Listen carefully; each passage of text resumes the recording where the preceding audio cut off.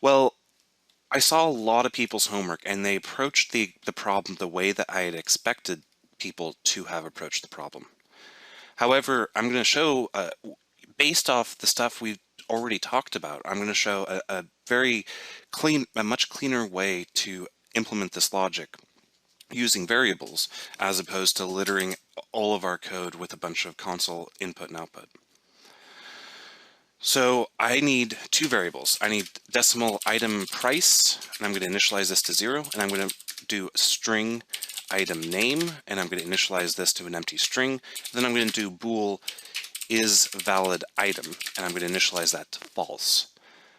So I'm tossing up 3 more variables at the top of my method: item price, item name, and is valid item.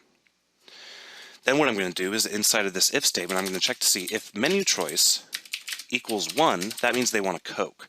So let's set item price to 3, item name to Coke, and is valid item to true.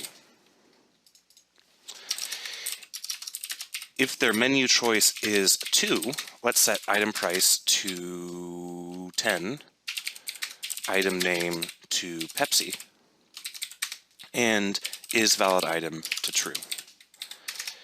If menu choice is 3, then item price becomes 100, item name equals Mountain Dew, and is valid item equals true.